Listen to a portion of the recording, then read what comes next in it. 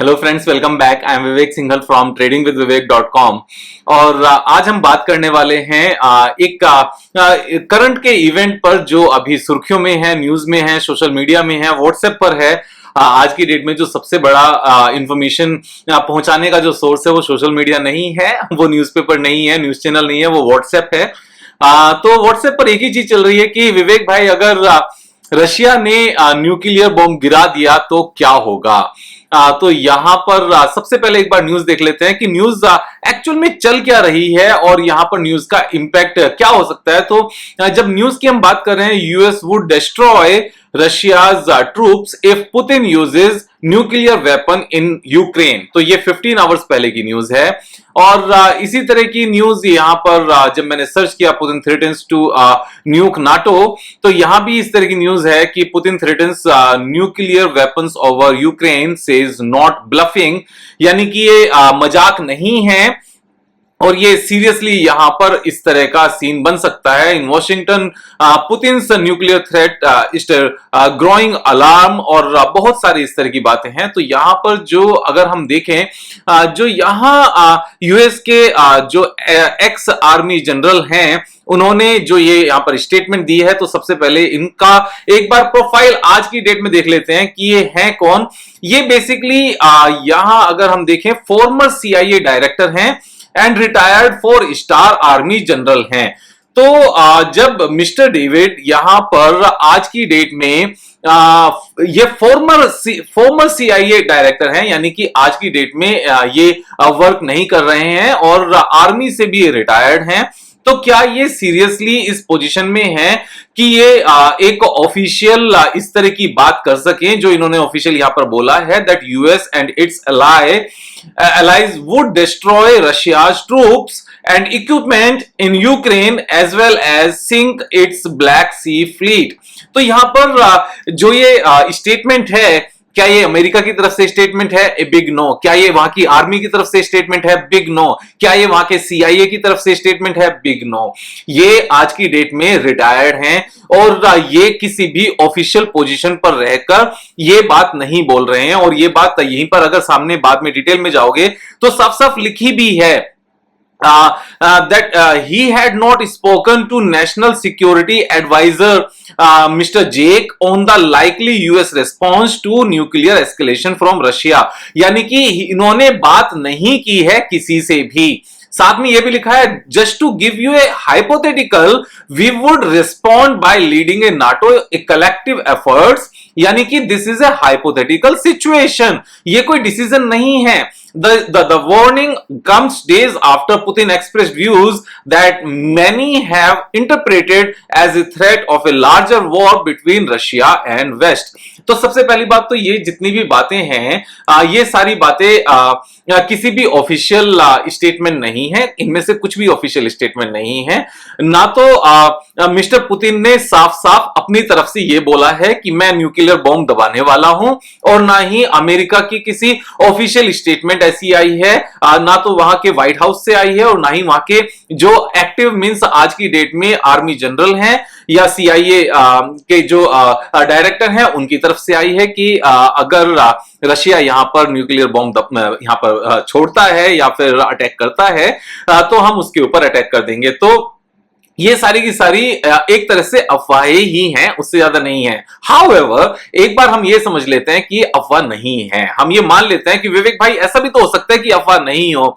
I agree, ऐसा हो सकता है कि अफवाह नहीं हो और ये सारी चीजें आगे बढ़ जाएं। तो यहां लाइकली सिनेरियो क्या हो सकता है, एक बार इसको समझ लेते हैं। लाइकली सिनेरियो यहां पर हो सकता है कि पुतिन साहब यहां पर न्यूक्लियर बॉम्ब छोड़ देंगे। सो फर्स्ट एक्शन मैक्सिमम क्या हो सकता है कि वो यहां पर न्यूक्लियर बॉम्ब छोड़ देंगे यूक्रेन के किसी पार्ट के ऊपर जहां वो अभी अपना कंट्रोल नहीं ले पा रहे हैं उस पोजीशन पर, उस लोकेशन पर। नाउ सेकंड एक्शन क्या हो सकता है? सेकंड एक्शन ये हो सकता है कि बदले में अमेरिका अभी रशिया के सेना के ऊपर, रशिया की आर्मी के ऊपर कुछ भी अटैक ना करे, और या फिर हो सकता है कि अटैक करे। हम यहां पर यह मानकर चलते हैं अगर अटैक नहीं होता है फिर तो कोई प्रॉब्लम ही नहीं है, वॉर तो लगातार चल ही रही है, यहां इंडियन मार्केट पर कुछ लेना देना नहीं होगा और अमेरिकन मार्केट पर भी कुछ इंपैक्ट नहीं आएगा। क्यों? क्योंकि रशिया और यूक्रेन की वॉर तो अभी चल ही रही है। अगर रशिया ने न्यूक्लियर बॉम्ब अटैक किया और उसके ऊपर किसी भी थर्ड कंट्री ने कोई भी रिस्पॉन्ड नहीं किया, तो ये दोनों देशों के बीच की वॉर रह जाएगी और उससे ज्यादा कुछ नहीं होगा। लेकिन सिनेरियो ये भी हो सकता है कि अमेरिका हो सकता है इसके ऊपर अटैक कर दे। किसके ऊपर? रशियन आर्मी के ऊपर। अगर रशियन आर्मी के ऊपर अटैक करती है अमेरिका, तो यानी कि ये एक वर्ल्ड वॉर का रूप ले लेगी, बिकॉज जो सबसे बड़ी टू आर्मीज हैं वर्ल्ड की, Russia and America, they will be engaged in a war. तो यहां पर और जब ये वॉर होगी तो सिर्फ और सिर्फ अमेरिका अटैक नहीं करेगा, जो नाटो मेंबर्स हैं वो सारे ही यहां पर अटैक करेंगे। तो ये वर्ल्ड वॉर की बात बन जाएगी। अगर ये वर्ल्ड वॉर की बात बनती है, अब ध्यान से समझने हैं लाइकली सिनेरियो क्या क्या है, बहुत क्लियरली आपको समझ में आ जाएगा that what to do in current scenario in the market. Scenario क्या है? अगर यहां पर न्यूक्लियर बॉम्ब नहीं गिरता है तो सब कुछ अच्छा है ही। अगर न्यूक्लियर बॉम्ब रशिया गिरा देता है और अमेरिका कुछ नहीं कहता है, तब भी आज की डेट में this is a normal scenario.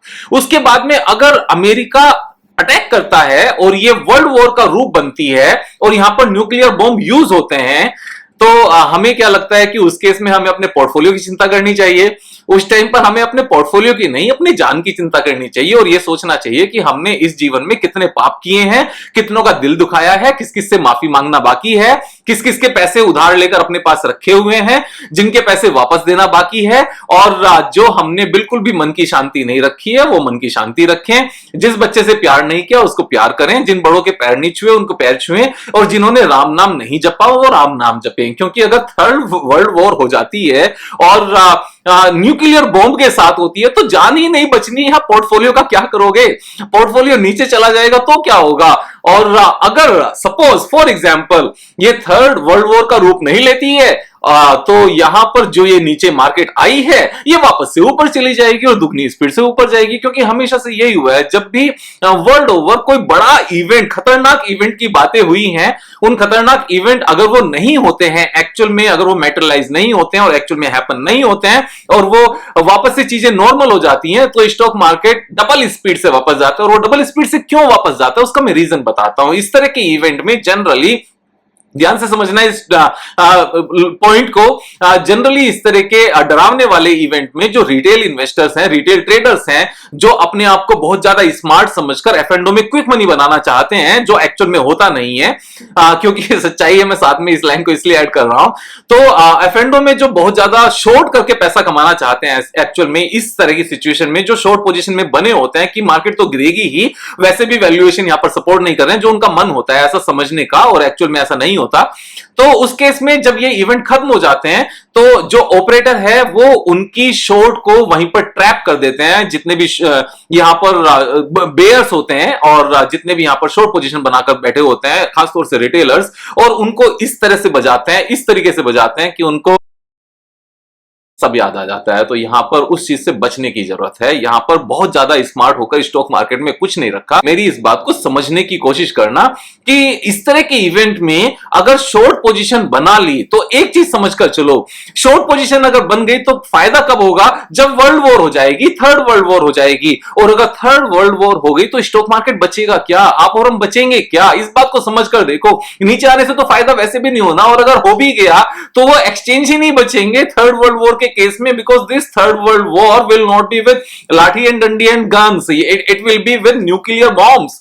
हम सबको इस बात का पता है। तो कोई ऐसे ही नहीं बचना है इस केस में। और इंडिया इस थर्ड वर्ल्ड वॉर से आर्मी को भेजे बिना रह जाए ऐसा हो नहीं पाएगा, because China will be involve in this case, Japan will be involve, पूरा यूरोपियन कंट्रीज इसमें इन्वॉल्व हो जाएंगे। तो यहां दो ही सिनेरियो हैं। अगर वर्ल्ड वॉर हुई तो ऐसे ही राम का नाम लो और बाकी सब इस दुनियादारी से, मोह माया से सब छुटकारा पालो।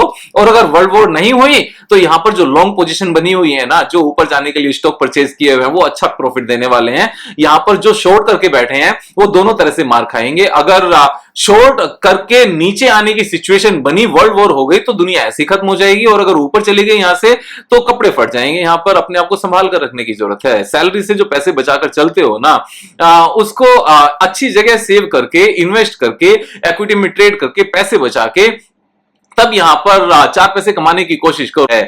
यहाँ समझदारी दिखाने की जरूरत है। इसको बिजनेस लेकर चलो, इसको जुए का एक पॉइंट मत बनाओ, इसको जुआ खेलने का या गैम्बलिंग का एक प्लेस मत बनाओ, इसको वो मत मानो। इसको बिजनेस लेकर चलोगे हमेशा पैसे आएंगे, और अगर गैम्बलिंग करके चलोगे तो गैम्बल करने वाले तो कोई सारे ही बर्बाद हुए हैं इस दुनिया में, चाहे वो कृष्ण के कजन्स पांच पांडव ही क्यों ना हो, वो भी बर्बाद हो गए थे। तो जिनके साथ श्री कृष्ण साथ साथ थे, बिल्कुल सामने थे, जब गैम्बलिंग में वो नहीं जीत पाए तो हम और आप क्या हैं। यहां इस बात को समझने की कोशिश करो, समझदार बनो और आप बेफिक्र होकर बैठो। अगर वर्ल्ड वॉर हुई तो राम का नाम लेना, और अगर वर्ल्ड वॉर नहीं हुई तो हम जीत ही जाएंगे। Thank you so much. कल फिर मिलेंगे एक वीडियो के साथ, तब तक जय हिंद।